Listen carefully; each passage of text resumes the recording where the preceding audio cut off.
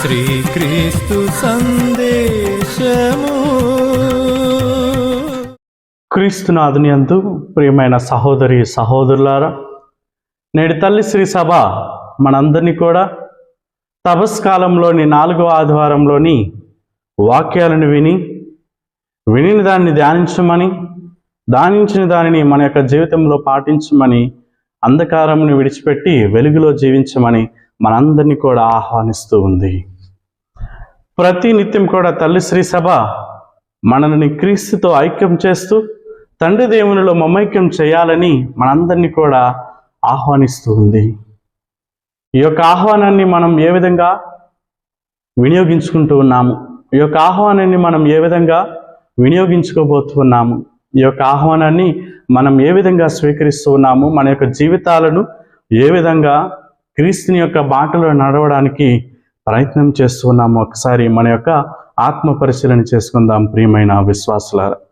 నేటి దివ్య గ్రంథ పఠనాలు చీకటిని విడిచి వెలుగులోనికి మన యొక్క జీవితాలను జీవించమని మనందరినీ కూడా ఆహ్వానిస్తూ ఉంది. నేటి మొదటి పట్టణాన్ని మనం గమనించినట్లయితే యావే ప్రభువు, యావే దేవుడు ఆ యొక్క సమూయేలుని ఇజ్రాయేలు ప్రజలకు ఒక కొత్త కాపరిని, ఒక కొత్త రాజుని నియమించడానికి ఈశాయి ఇంటికి పంపించడం మనం చూస్తూ ఉన్నాము. అక్కడ కని విని ఎరగని రీతిలో ఎవరు ఊహించినటువంటి ఆ యొక్క దేవుని యొక్క సంకల్పము ఈశాయి కుమారుడైనటువంటి దావీదుని ఇజ్రాయేలు ప్రజలను కాపరిగా ఎన్నుకొనడం, మరి వారందరి ఎదుట ఆయనను అభ్యంగనం చేయడం, ఆయనను అభిషేకించడం మనం చూస్తున్నాము.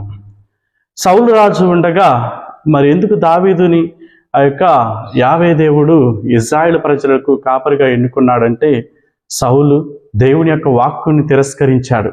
అందుకని ఆయనను పెడచెవిని పెట్టాడు. కాబట్టి సౌలు రాజును విడిచిపెట్టి ఆయనను దేవుడు ఈ యొక్క దావీదుని ఇజ్రాయేలు ప్రజలకు కాపరిగా ఎన్నుకోవటం మనం చూస్తున్నాము ప్రియమైన విశ్వాసులారా. మరి నేటి 2వ పట్టణంలో పునీత పౌలు మహర్షి ఎఫెసీయుల ప్రజలతో ఈ విధంగా పలుకుతూ ఉన్నాడు. మీరు క్రీస్తుని ధరించారు కాబట్టి, క్రీస్తుని విశ్వసించారు కాబట్టి మీరు ఇప్పుడు వెలుగుకు చెందినటువంటి పుత్రులుగా జీవించమని, వెలుగులోని జీవించమని, అంధకారాన్ని విడిచిపెట్టి వెలుగులోనికి రమ్మని వారందరినీ ఆహ్వానిస్తున్నారు. మనల్ని కూడా ఈరోజు మనం ఆ యొక్క దేవుని ద్వారాగా, ఆ యొక్క బాప్తిస్మం ద్వారా, జ్ఞానస్థానం ద్వారాగా క్రీస్తుని మనందరం కూడా అంగీకరించి విశ్వసించున్నాం. కాబట్టి మనలో ఉన్నటువంటి చెడు తత్వాలను, మనలో ఉన్నటువంటి అనేకమైనటువంటి సాతాను శోధింపులను, చెడు తలంపులను, చెడు ఉద్దేశాలను, పగ ప్రతీకారమైనటువంటి ఆ యొక్క చెడు వ్యసనాలను అన్నిటిని విడిచిపెట్టి సత్యము మార్గంలోనికి మనందరినీ కూడా ముందుకు నడవమని ప్రభువు పలుకుతూ ఉన్నాడు. మరి చీకటి కార్యాలను అన్నిటిని విడిచిపెట్టి వెలుగులో జీవించమని, శాంతి, సమాధానము, సమానత్వము మరియు అనేకమైనటువంటి మంచి సుగుణాలను అలవర్చుకొని జీవించమని మనకు ఈరోజు యొక్క వాక్యం మనకు తెలియజేస్తూ ఉంది. ప్రియమైన విశ్వాసులారా, స్వార్థము, పగా ప్రతీకారమైనటువంటి ఆ యొక్క చీకటి వ్యసనాల నుంచి వెలుగులోనికి మరియు అందరినీ ప్రేమించే విధంగా ప్రేమ, దయ, జాలి అనేటువంటి సమానత్వం అనేటువంటి మంచి సుగుణాలను అలవర్చుకొని జీవించమని, వెలుగుకు చెందినటువంటి పుత్రికలుగా జీవించమని నేటి 2వ పట్టణం మనకు తెలియజేస్తూ ఉంది. ప్రియమైన విశ్వాసులారా, నేటి సువిశేషాన్ని మనం గమనించినట్లయితే ఆ యొక్క సువిశేషంలో ప్రభువు ఈ విధంగా పలుకుచున్నాడు. నేనే లోకానికి వెలుగు, నన్ను అనుసరించేవాడు అంధకారమున నడవక నిత్య జీవపు వెలుగులో జీవిస్తాడని ప్రభువు పలుకుచూ ఉన్నాడు. అదేవిధంగా మనం చూసినట్లయితే ఈరోజు ఈ యొక్క సువిశేషంలో ప్రభువు ఒక పుట్టి గురుడివాడిని తన అంధత్వం నుంచి మరి వెలుగులోనికి ఆయనను నడిపిస్తున్నాడు. ఈ విధంగా ఆశ్చర్యకృతులైనటువంటి ఆ యొక్క అనేక మంది ఆయన యొక్క అపోస్తులు కానివ్వండి, ఆయన వెంబడించేటువంటి శిష్యులు కానివ్వండి, అక్కడ ఉన్నటువంటి గుమ్ముకూడినటువంటి ప్రజలందరూ కూడా అనేకమైనటువంటి విధాలుగా మాట్లాడుకుంటూ ఉన్నారు. అప్పుడు శిష్యులు దేవుని దగ్గరికి వచ్చి, ప్రభు ఇతను పుట్టుగుడ్డివాడిగా పుట్టడం వలన ఆయన తల్లిదండ్రులు చేసినటువంటి పాపం మూలంనా, లేకపోతే తాను చేసినటువంటి పాపం అన్నప్పుడు ప్రభు అంటూ ఉన్నాడు, తాను ఏం చేయలేదు, ఆయన యొక్క తల్లిదండ్రులు కూడా ఎటువంటి పాపం చేయలేదు. కానీ దేవుని యొక్క మహిమను తెలియపరచడం కోసం ఈరోజు ఈ యొక్క సమయంలో ఈ యొక్క పుట్టిగుడ్డివాడు అంధత్వం నుంచి వెలుగులోనికి వెళ్తూ ఉన్నాడు. మరి మనలో అనేక మంది క్రైస్తవులుగా జీవిస్తూ శారీరకంగా కళ్ళుండి కూడా కబోదులుగా, కళ్ళుండి కూడా చూడలేని వ్యక్తులుగా అంధకారంలో మనం నడుస్తూ ఉన్నాము. ఆధ్యాత్మికమైనటువంటి అంధకారంలో మనం నడుస్తూ దేవుని యొక్క వాక్కుకు మనం విరుద్ధంగా జీవిస్తూ ఉన్నాము.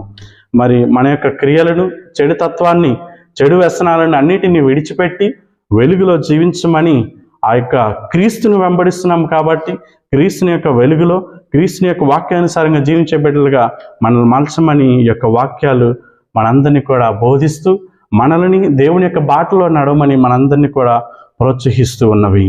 చీకటి నుండి వెలుగులోనికి, అంధత్వం నుండి కాంతిలోనికి క్రీస్తు మనకు వెలుగు, క్రీస్తే మనకు దీపము, క్రీస్తే మనకు మార్గచూపరనే ఆయనను మాత్రమే మనం విశ్వసించాలి, ఆయనను మాత్రమే మనం వెంబడించాలి, ఆయనను మాత్రమే మనం సేవించాలని ఈ యొక్క వాక్యాలు మనకు తెలియజేస్తున్నాయి. ప్రియమైన విశ్వాసులారా, దేవుడి యొక్క లోకానికి వెలుగు, ఆయనను ధరించినటువంటి మనం ఇతరులకు వెలుగుగా, వారి యొక్క మార్గానికి వెలుగై ఉండి మనందరం కూడా ముందుకు నడవాలి, వాళ్ళు నడిపించాలని తల్లి శ్రీ సభ మనందరినీ కూడా ఆహ్వానిస్తూ ఉంది.